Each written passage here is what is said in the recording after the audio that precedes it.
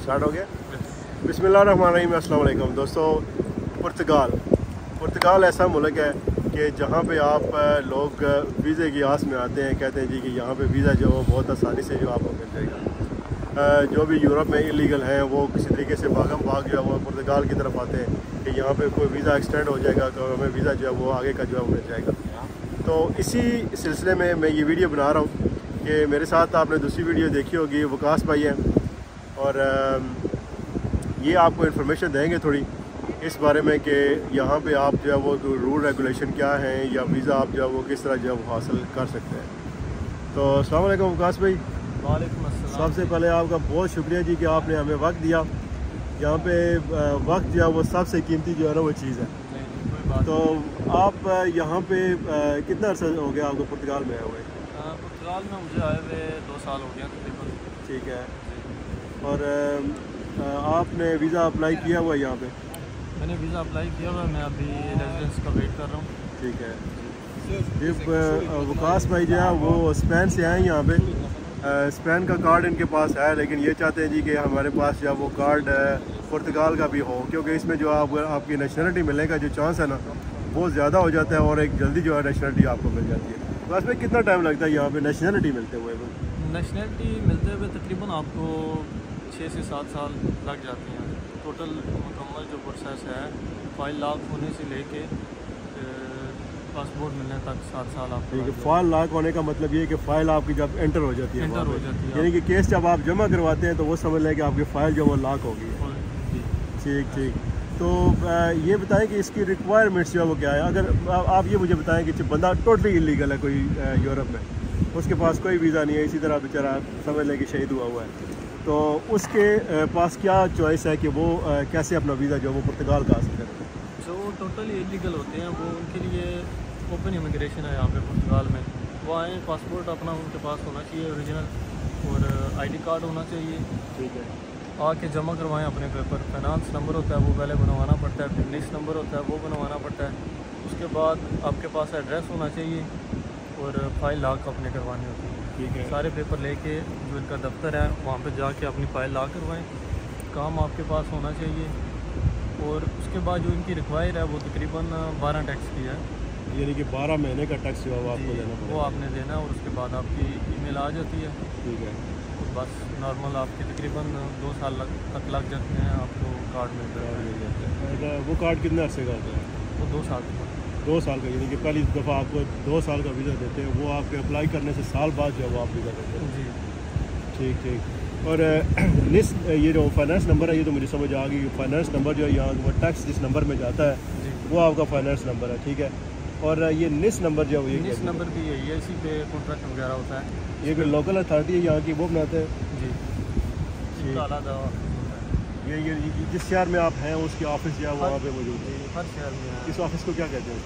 इसको सदरेंसा सोशल, यानी कि सोशल सर्विसेज का जो ऑप्शन है, जैसे हमारे यहाँ वहाँ पे सोशल सर्विसेज है, यहाँ का जो है ये फाइनेंस वगैरह और ये NIS नंबर जो है ये वो वाला डिपार्टमेंट वो बनाता है। तो उसके लिए आपको क्या चाहिए जी कि किसी रेजिडेंसी होनी चाहिए, किसी जगह पे आपका एड्रेस होना चाहिए कि किस जगह पे आप रह रहे हैं, वहाँ के घर के कोई बिल वगैरह कोई चीज़ें ये जो है वो आपको साथ बतानी पड़ेगी। ठीक है। और दूसरा उसके साथ आपको 12 महीने का जो टैक्स है वो देना पड़ेगा, और किसी जगह पे अगर काम कर रहे हैं तो वो उनका कॉन्ट्रैक्ट जो है वो आपको साथ केवल करना पड़ेगा 12 महीने का। बिल्कुल ऐसे ही। तो मतलब इसमें कोई कैटेगरी है इसकी, कोई ख़ास कैटेगरी है, इस कैटेगरी में वीज़ा देते हैं या कोई असाइलम है या क्या है? ये आर्टिकल 88 है। ठीक है। आर्टिकल 88 और 89 दोनों सेम ही है तकरीबन। मतलब कि जो बंदा इलीगल एंटर हो गया उस आर्टिकल के तहत ये उसको वीज़ा दे देते हैं? उनके लिए ये आर्टिकल है 88। ठीक है। 12 टैक्स आप पे करें और उसके बाद आप रेजिडेंस के लिए अप्लाई करें। ठीक। अगर आप किसी कंपनी में काम कर रहे हैं तो वो कंपनी जारी बात है आपका टैक्स अदा करेगी? बिल्कुल। आप यहाँ पे हैं, लीगल हैं, उसके बाद फाइल लाख के बाद आप यहाँ पे लीगल हैं, आप यहाँ से जा भी नहीं सकते हैं। आपने 12 टैक्स देने हैं, आपकी ईमेल आ जाएगी और आपका टाइम पूरा हो जाएगा, फिर आप रेजिडेंस के लिए अप्लाई करें। ठीक ठीक ठीक। तो काम वगैरह जो है वो जब आप अगर किसी जगह पे जॉब अप्लाई करते हैं तो उसके लिए आपको ये फाइनेंस नंबर पहले चाहिए होता है या बाद में? ये सब कुछ पहले चाहिए होता है। ये पहले चाहिए होगा नंबर, यानी कि ये चीज़ें बनेगी पहले तो उसके बाद आप किसी जगह पे जॉब पे जाके अप्लाई कर सकते हैं। जी। ये मैंने नोट किया कि किसी जगह शॉप वगैरह में जाए वो भी आपसे पूछे थे आपका फाइनेंस नंबर क्या है। जी बिल्कुल। तो ये उनको क्या कोई डिस्काउंट मिलता है या वैसे ही नंबर पूछते हैं? साल के एंड पे जो टैक्स होता है ना, तकरीबन कुछ % वापस आता है। यानी मतलब क्या उस टैक्स में उस खाते में चला जाता है, आपकी शॉपिंग का टैक्स भी, और वो वापस मिल जाता है। वो वापस उससे हम गए थे वो ट्रेन स्टेशन पे, जब हम काउंटर पे गए तो उन्होंने बोला जी फाइनेंस नंबर है, तो आप उधर दूसरी साइड पे थे तो हम फंस गए वहाँ पे। तो उन्होंने बोला जी कि फिर आप मशीन से जाके ले सकते हैं। मेरे ख्याल में वो थोड़ा एक्सपेंसिव पड़ा मशीन वाला, अगर आप काउंटर से ले रहे हैं वो थोड़ा सस्ता मिलेगा। वहाँ पे आपको फाइनेंस नंबर जो है वो देना पड़ता था।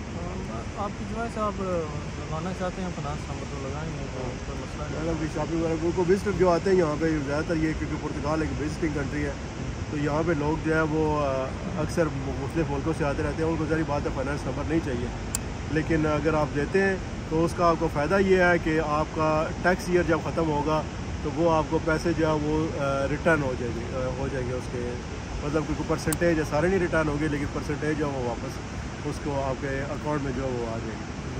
तो जो लोग जो है वो अपना कारोबार करना चाहते हैं यहाँ पे, तो उनके लिए क्या को ऑप्शन मैंने बोला? कारोबार भी कर सकते हैं आप, 5 लाख के बाद अपने नाम पे एक्टिविटी करवा सकते हैं। ठीक है, कारोबार आप कर सकते हैं अपना, यानी एक्टिविटी वो करवानी पड़ती है। ठीक है, मतलब कि आप क्या काम करना चाहते हैं वो एक्टिवेट करवाना पड़ती है एक्टिविटी। ठीक है, कारोबार ज़्यादातर हमारे लोग जो वो कारोबार क्या करते हैं?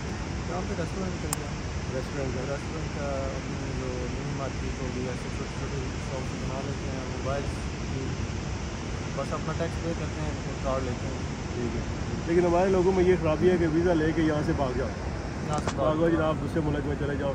लेकिन बहुत चेकिंग हो रही है, लोग जो है वो जो वीज़ा जमा करवा के यहाँ से चले जाते हैं, उनके वीज़े बहुत से रिजेक्ट हो रहे हैं। लेकिन कोशिश करें कि जहाँ पे इतना आपने चिल्ला काटा है, कम से कम पहला वीज़ा मिले तक तो यहाँ पे रहे ना। कोई कारोबार कर रहे हैं तो अपने कौम का, अपने मुल्क का जो है वो बदनामी ना करवाएं। इंडियन लोग जो है वो अक्सर ये सुना है कि 17-18 साल की उम्र में यहाँ पे आते हैं, अपने वीज़े वगैरह जमा करवा के वो वापस चले जाते हैं इंडिया। जब तक कोई नेशनलिटी मिलती है उस वक्त 22, 23, 24 साल के हो जाते हैं, वो वापस आके कोई कारोबार करते हैं।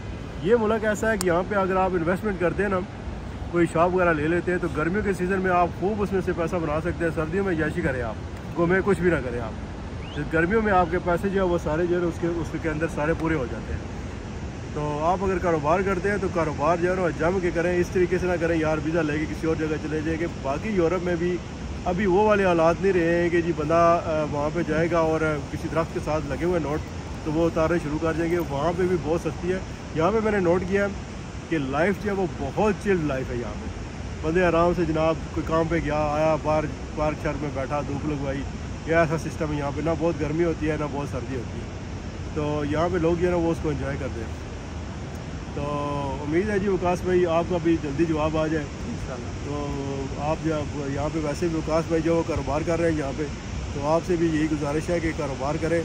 और हज़ूर सल्लल्लाहु अलैहि वसल्लम की सुन्नत भी है कि अपना कारोबार जो है वो बिज़नेस करना, तिजारत करना, ये हज़ूर सल्लल्लाहु अलैहि वसल्लम की सुन्नत है, इसमें बरकत होती है।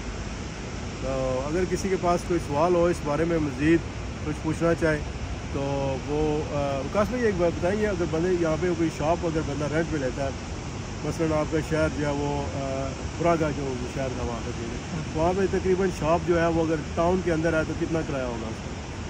तकरीबन 300-400 तक होगा ना। 300-400 यूरो जो है वो उसका महीने का किराया होगा, नॉर्मल किराया। लोकेशन के हिसाब से होता है किराया भी, अच्छी लोकेशन हो तो किराया ज़्यादा होता है। ठीक ठीक। अगर आप जो है बिज़ी एरिया में हैं जहाँ पे विजिटर ज़्यादा आते हैं तो आपका किराया जो है उस हिसाब से वो ज़्यादा होगा वहाँ पर। लेकिन अगर आपको इनको बिज़नेस खोलना है तो वाइडर रेंज पे कोई ऐसी चीज़ें रखें कि एक ही तरीके से जनाब खाली टेक वे में ना घुसे रहें। टैक्सी जो है वो कुछ लोग सुना है दोस्त आपके उन्होंने कोई टैक्सी वगैरह पास किया है, जी बिल्कुल, टैक्सी का काम यहाँ पे बहुत है। तो आप वो भी कर सकते हैं आप।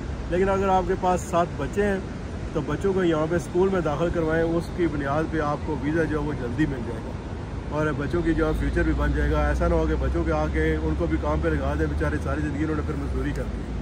तो कुछ उनके फ्यूचर के बारे में सोचें, उनको पढ़ाएँ, को कोर्स करें। एजुकेशन जो है वो टोटली फ्री है यहाँ पे। कल हमें इन्फॉर्मेशन मिली है, एक भाई ने बताया कि जो फॉरेनर्स यहाँ पे हैं इलीगल, उनके बच्चों को भी एजुकेशन जो है वो टोटली फ्री है। अगर आप कॉलेज यूनिवर्सिटी में हैं तो वहाँ पे आपको 2 महीने का फ्री में कोर्स करवाते हैं पुर्तगीज़ लैंग्वेज। कल एक भाई मिले थे, वो कहते हैं जी बच्ची मेरी ने यहाँ पे आके पुर्तगीज़ सीखी है, अपने बहन भाइयों का उसने दाखिला भी कराया है कॉलेज में, स्कूलों में जहाँ पे करवाना था सारा काम उस बच्ची ने किया। तो आप अगर वो एक लड़की होकर कर सकती है तो आप लोग भी जो है वो सारे काम कर सकते हैं। ठीक है, तो उम्मीद करता हूँ जी कि वो आपके कुछ सवालों के जवाब जो है वो आपको मिल गए होंगे। दूसरी वीडियो में भाई के देखिएगा कि जो इनकी जर्नी थी पाकिस्तान से लेकर यहाँ तक उसकी थोड़ी सी रुदान इन्होंने सुनाई है। तो उम्मीद करता हूँ जी आपको वीडियो पसंद आएगी। Until the next one, अस्सलाम वालेकुम।